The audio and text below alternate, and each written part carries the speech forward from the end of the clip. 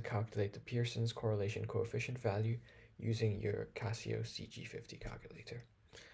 Pearson's correlation coefficient basically shows the level of correlation between your variables. So if you have a set of x values and a set of y values, you can find the level of correlation between the values and essentially the whole data set as a whole in a number format. Usually, you would plot the x and y values onto a scatter graph, and based on how linear it is, you'll see how correlated it is. Something being very linear being a very strong correlation, and something being not so linear being quite a weak correlation. As well as that, we can have a weak, strong positive, or you can have a negative correlation as well. This being a positive correlation and this being a negative correlation. But this method of just looking at your scatter graph and judging its correlation, this is very subjective, right? If you ask one person, they might say it's a strong positive correlation. Another might say it's a weak positive correlation, right? So Pearson's correlation coefficient allows us to objectively have a value that everybody will get the same answer of. So it's removing this variable, this potential bias. Pearson's correlation coefficient is written as R, P equals a value.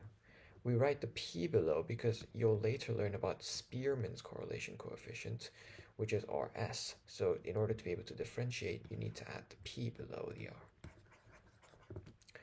There's a very complex formula into calculating Pearson's coefficient, but for the IB exams, you can just use your calculator, so there's no need to know the formula.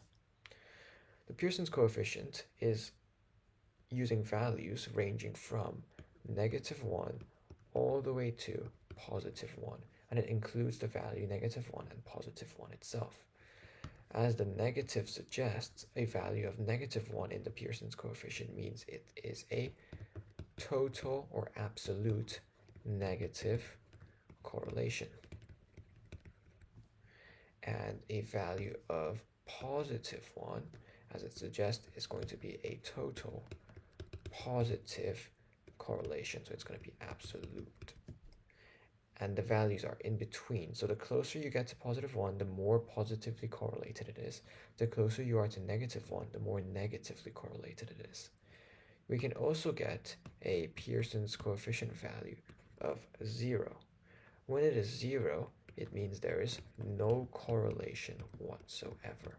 As the number 0 suggests, there is nothing, no correlation.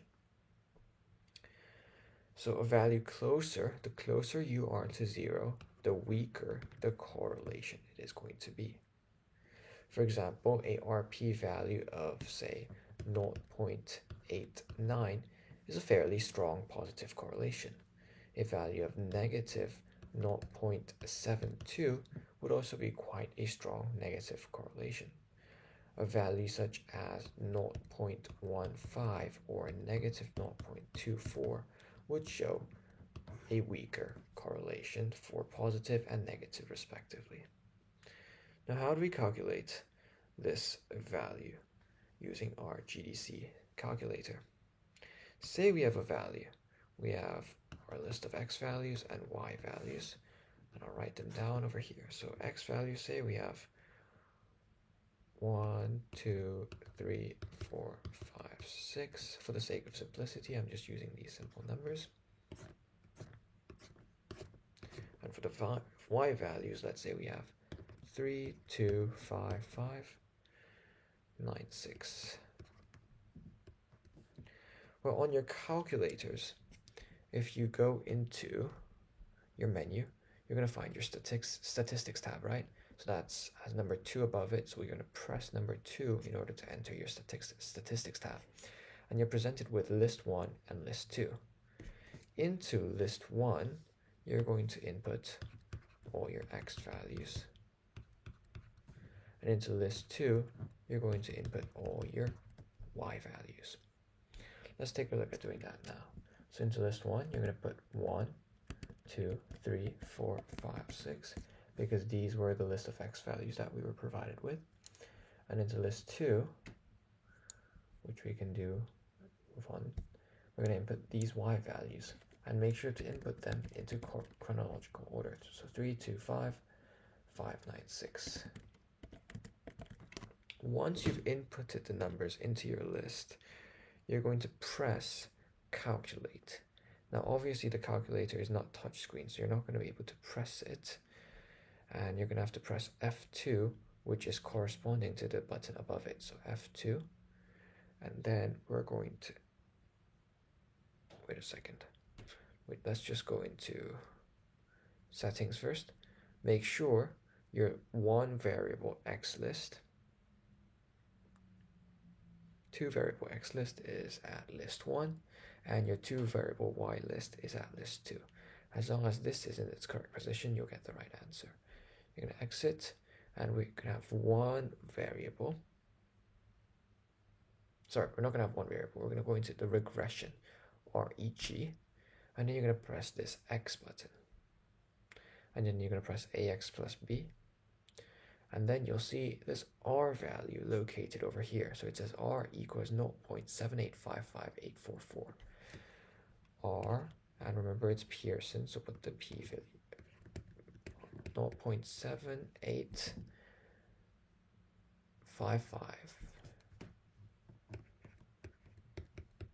Remember in IB we're always going to round to 3 significant figures, so that would roughly equal 0.786. That is our Pearson's coefficient value, and a value of 0.786 would mean it's quite a strong, because the value is positive, it's going to be a positive correlation between the two values. Now, there's a few assumptions that you need to know about this Pearson's correlation coefficient, and it's quite important that you know this. It assumes a linear relationship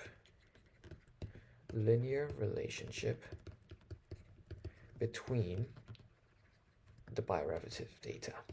So essentially between the x and bivariate data. So essentially this just means between the x values and y values, it assumes there's going to be a linear straight line relationship. So essentially that means if you plot it in a scatter graph, it assumes your data is roughly in the shape of this, or if it's negatively correlated, in the shape of this. That's assumption 1. Assumption 2 is that the data follows normal distribution. Normal distribution. That just means your x and y values are close within each other. You're not going to have an x and y value where where most of your values are here, and then you got some anomalies here. It assumes normal distribution, normally distributed. And assumption number 3 is that there are no outliers, essentially a continuum from assumption number 2, but there's going to be no outliers. These are the 3 assumptions, and if it doesn't meet this criteria, the data is likely to be unreliable, not very accurate. So an exam question might ask, would the data retrieved using this method, the coefficient method, be accurate? Would it be reliable? And if it's not linear, if it's got non-normal distribution, and if it's got a lot of outliers in it, it's likely to be unreliable. So just remember these assumptions.